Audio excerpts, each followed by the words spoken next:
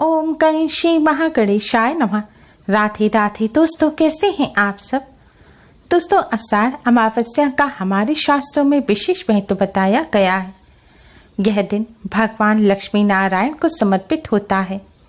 इस दिन पितरों की आत्मा की शांति के लिए श्राद्ध तर्पण और पिंडदान करने का विधान है।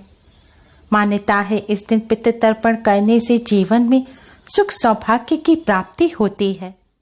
इस बार 28 जून और 29 जून दोनों ही दिन सूर्य उदय के समय आषाढ़ अमावस्या तिथि रहेगी। इसलिए इस बार यह अमावस्या 28 जून और 29 जून दोनों ही दिन है। दोनों ही दिन अमावस्या का श्राद्ध तर्पण, पिंडदान, स्नान दान इत्यादि किया जा सकेगा। इस बार अमावस्या पर स्वास्थ्य सिद्धि योग और अमृत सिद्धि योग का निर्माण होने से यह और भी ज्यादा खास हो गई है। इन शुभ योग में किए गए पूजन कई गुना अधिक पुण्य फलदायी होते हैं। आषाढ़ अमावस्या पितरों की कृपा प्राप्त करने के लिए बहुत खास मानी जाती है। दोस्तों, अमावस्या तिथि पितरों को समर्पित होती है।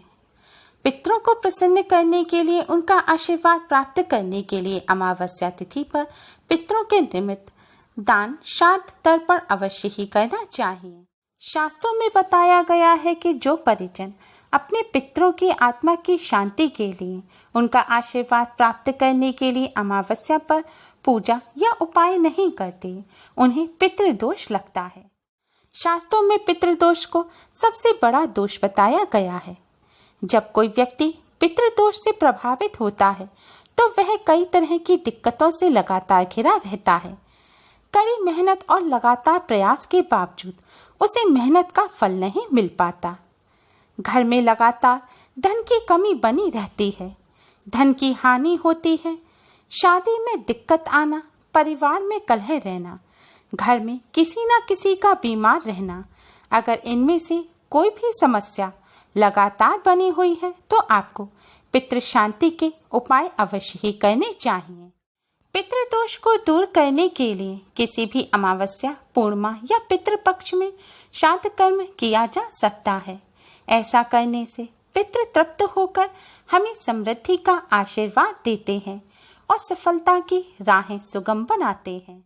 जिन पर अपने पितरों की कृपा होती है, उनके सारे काम बनते चले जाते हैं। उनको जीवन में कभी भी किसी भी प्रकार की कठिनाई का सामना नहीं करना पड़ता।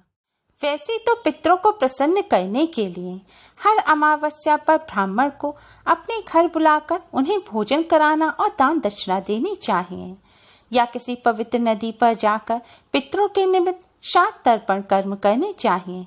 लेकिन ऐसा करना हर व्यक्ति के लिए संभव नहीं है।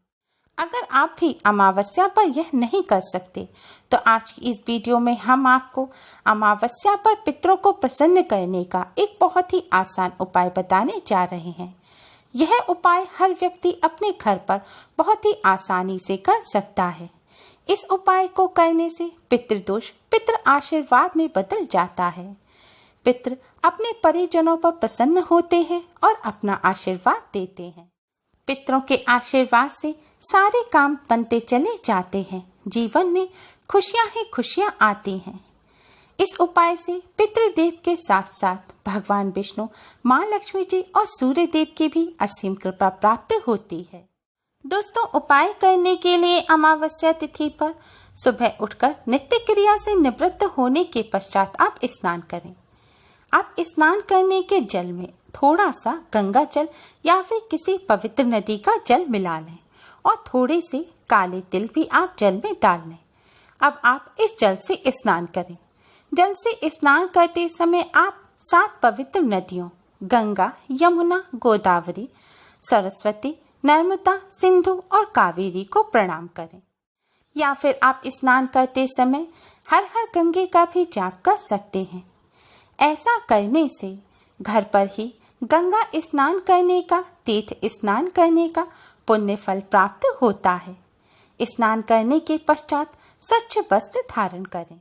अगर गंगा जल या किसी तीर्थ का भी जल ना हो और स्नान करते समय हर हर गंगे का जाप किया जाए तो भी गंगा जी में स्नान करने का पुण्य फल प्राप्त होता है। स्नान करने के पश्चात आप एक तांबे का लोटा लें, उसमें शुद्ध जल भरें। अगर आपके यहाँ गंगा जल या किसी तीर्थ का जल है तो वह जल भी आप इस लोटे में डाल लें। इसके बाद इस लोटे के जल में आप 1 चुटकी पिसी हुई साफ हल्दी, 1 चुटकी कुमकुम, 1 चुटकी चीनी और थोड़े से साबुत चावल डाल लें। इसके बाद आप थोड़े से काले तिल लें। अब इन तिलों को भी आप जल में मिला लें। अगर हो सके तो 2 पुष्प डाल दें। अगर लाल रंग के पुष्प हो तो अति शुभ रहेगा। अब इस जल से आप भगवान सूर्य नारायण को अर्घ्य दें, यानी कि सूर्य देव को जल चढ़ाएं। सूर्य देव को जल चढ़ाने के लिए पूर्व दिशा की तरफ मुख करके खड़े हो जाएं। जल के पात्र को अपने दोनों हाथों में लेकर अपने सिर से ऊपर उठाएं और 3 बार में आप भगवान सूर्य देव को जल चढ़ाएं। सूर्य देव को जल चढ़ाते समय भगवान सूर्य देव के गायत्री मंत्र का जाप करें।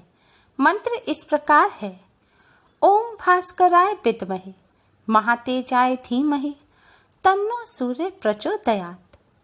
ओम भास्कराय विद्महे महातेजाय धीमहि तन्नो सूर्य प्रचोदयात्।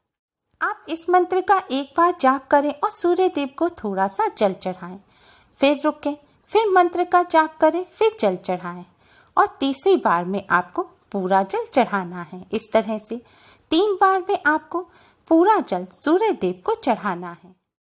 इस तरह जल चढ़ाने से सूर्य देव की सारी किरणें जल में से होते हुए आपके शरीर पर पड़ेंगी।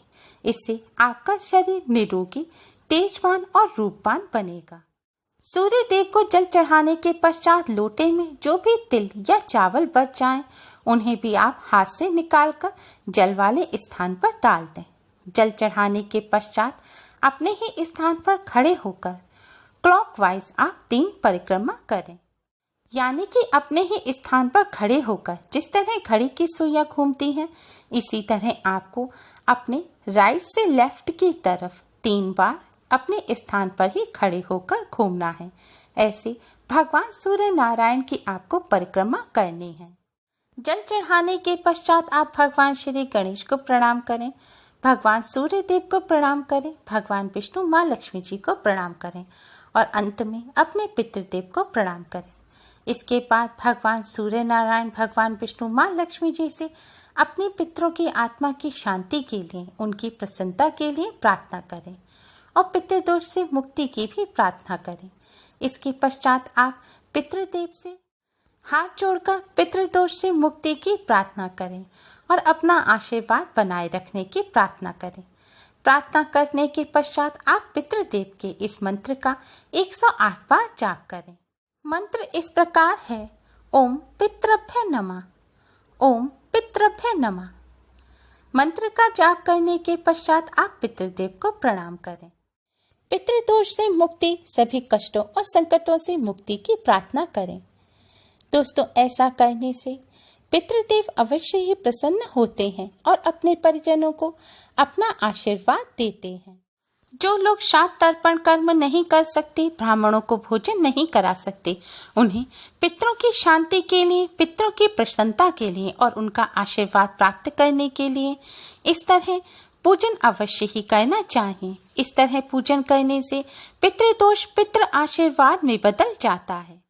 दोस्तों, इस तरह पूजन करते समय इस बात का विशेष ध्यान रखें कि अगर आपको स्वास्थ्य संबंधी कोई समस्या ना हो तो आप खाली पेट, यानी कि बिना कुछ खाए पिए इस तरह पूजन करें। और आज के दिन आप सात्विक भोजन ग्रहण करें, यानी कि मीट, प्याज, लहसुन, अंडा आदि का सेवन भूलकर भी ना करें। इसके साथ ही आप बाल ना काटें, नाखून ना काटें और दाढ़ी मूछ भी ना बनवाएं और बाल भी ना धोएं। अगर आप इस तरह सुबह सुबह पूजन ना कर पाएं तो आप संध्या काल से पहले किसी भी समय पूजन कर सकते हैं। लेकिन ध्यान रखें कि संध्या काल तक सूर्य देव पूर्व दिशा से हट जाएंगे, यानी कि दूसरी दिशा में पहुंच जाएंगे। लेकिन आपको यह पूजन पूर्व दिशा की तरफ मुख करके ही करना है। और अगर आपके यहाँ खुला मैदान या ऐसी जगह ना हो जहाँ पर जल बह जाए, तो आप एक खाली पात्र रख लें और उसमें इस तरह से जल चढ़ा दें। जल चढ़ाने के पश्चात आप इस जल को किसी साफ स्थान पर लगे हुए पौधे की पेड़ की जड़ में डाल दें। आप अपने घर के भी किसी पौधे की जड़ में इस जल को डाल सकते हैं। ध्यान रखें, जल चढ़ाने के पश्चात आप इस जल को अपने माथे से ना लगाएं। अगर तांबे का पात्र ना हो तो आप किसी और भी पात्र से भगवान सूर्य नारायण को जल अर्पित कर सकते हैं। दोस्तों, अपने पितरों के निमित्त इस तरह पूजन कोई भी कर सकता है, यानी कि महिला, पुरुष, घर के बच्चे, लड़के लड़कियां भी इस तरह अपने पितरों के निमित्त पूजन कर सकते हैं। और हो सके तो घर के प्रत्येक सदस्य को इस तरह जल अवश्य ही चढ़ाना चाहिए। ऐसा करने से पितरों का आशीर्वाद प्राप्त होता है। लेकिन ध्यान रखें, पीरियड के दौरान महिलाएं इस तरह पूजन ना करें। उम्मीद है आपको हमारी ये वीडियो पसंद आई होगी। प्लीज़ लाइक करें। हमारी इस वीडियो को अपने फ्रेंड्स और रिश्तेदारों में ज़्यादा से ज़्यादा शेयर करें, जिससे वह भी इसका लाभ उठा सकें। हमारी और भी वीडियोस के लिए हमारे चैनल को सब्सक्राइब करना ना भूलें। Thanks for watching. Radhe Radhe.